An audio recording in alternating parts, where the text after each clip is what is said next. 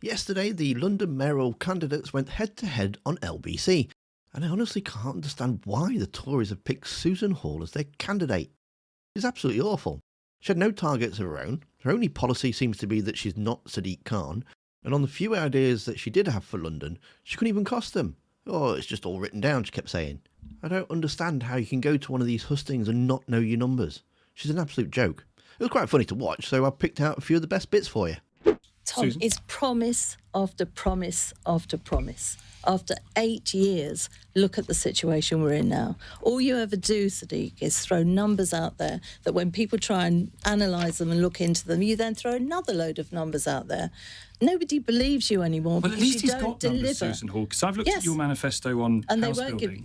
and there are 6 paragraphs on it. Yeah, You want to build, you want to get pension funds to build more build-to-rent properties. Yeah. So how many does London have, and how many more do you want? Well, that I've said all along, I won't give numbers. My manifesto, everything in there is deliverable. Everything in there is what costed is up deliverable and about is no deliverable. number of homes? Well, because I have sat by and listened to Sadiq Khan promising the earth for the last 7 years I've been on the Assembly. So I promised to do this, and we've started that. I go back. You can't live in a start. It's all he ever does. He's had billions of pounds, billions So from Susan the Hall, government, as and Mayor he of does London, not deliver. will get pension funds to build an as-yet unconfirmed number of build-to-rent properties. Yes, because I'm not going to give you a number and not keep Well, what's to that it. good for Matt? How good is that for Matt and other renters? In all honesty, what good is it when you just hear numbers thrown at you? You can't believe it because we've had so many numbers thrown at us from Sadiq Khan and he hasn't delivered. Rob Blackie. And on that free school meals point first, Susan Hall, will you commit to? Yes, I did, and I actually committed to it before Sadiq Khan did. So there's no... I did, and that can be documented. That has been documented. I've agreed, yes, and it's going ahead for another year. You're going and to keep universal free school meals? Yes, and when we look at the cost of living, perhaps we should remember that Sadiq Khan has put up council tax by 70% since he's been in. We'll come to that in just a moment. You said relatively recently, though, didn't you, that you thought the idea of universal free school meals was wrong, that it would allow for the children of millionaires to receive a free school meal at the expense, perhaps, of children who would need it. But nevertheless, I said I'll continue it. So you've had to change your mind on this? No, I said I'd go ahead with it. It's documented out there the late last year, before Sadiq Khan said he would do it. So you're not opposed to the principle of taxes paying for free school meals for already wealthy Londoners? For children that need feeding, I would think that they should have a nutritional, high-quality meal. And that's what we've agreed to continue for another year. How much does that cost? 140 million. Sadiq Khan, you would continue this on for children in secondary school? Well, congratulations, you've got the Tory candidate perform a U-turn live on air. No. Let's be quite clear. So what was it about what Sadiq Khan said last week that you now agree with, Susan Hall, on this question of free school meals? I've said all along I would continue the policy. I've said that all along. Last week you were telling, I think, another broadcaster that you disagreed with the principle behind it. No, I think the term free... I actually said there's no such thing as a free meal, and that's accurate. But I've said all along I would continue the policy.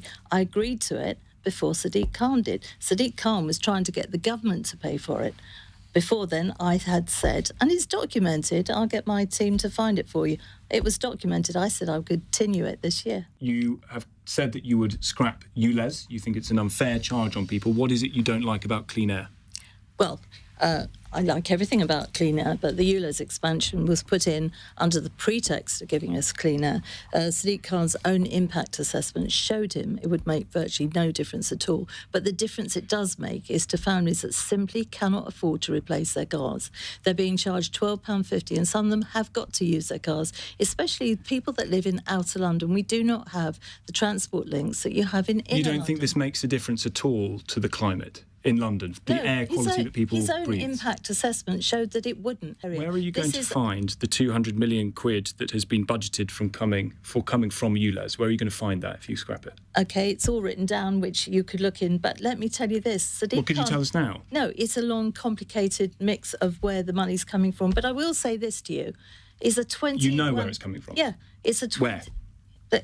It's all written down. It's a £21 billion budget he's got. You don't believe in net zero by 2050, though, do you? You don't think it's a good idea? Of course it's a good idea, but we cannot make sure that the people that pay for this are the ones that can afford it. 2050 is way too late. It needs to be 2030. We need to bring it as soon as we can. You posted an article that said it was an absolute delusion that humans can control the climate with their CO2 emissions. Do you believe that? No. Why did you post it? I don't know. I'd have to see what I actually posted. Be able to stand on his record and look at his record. It is absolutely abysmal. On records, in all areas. You like to post calling Sadiq Khan a traitor rat. You made a baseless claim that he supported electoral fraud. You employed an Islamophobic trope about Londonistan. Is that the musings of a serious politician? I have apologised for my social media a long time ago, and many times, and I have learnt from that. I rarely use. What have you learnt? I've learnt that you have to be very, very careful when you just flick on things without thinking twice about it. But I've apologised for that, and I've learnt. They're not just hurty words. And I've learnt from I have learnt from my mistake. I want to go back to borough-based policing, so there's proper accountability in every borough. I want 2 more bases in each borough, and they'll be in different places. How much does that cost? In different boroughs. Let me finish. So different bases, an extra 1,500 police on our streets. But if we have bases in different areas in the borough, in the actual boroughs, the police will be based where they're going out to work. At the moment, it is not working. I'll be putting £200 million extra into police. Where's that money come from? It's all written down, and it's all surely you must gone. know. Yeah, it's a whole list of different Just things. give us a hint. There's a whole list. Is it in the manifesto? I can get you copies of where it's not in the manifesto. From. Well, no, my pledges are in the manifesto. So where's the costing? The thing is this: you can listen to Sadiq, and as far as this is good, that's good. It's not good. 8 years, and look at the state. The policing needs massive attention. Supporting Donald Trump, who's a racist, sexist and homophobe, do you regret liking Enoch Powell?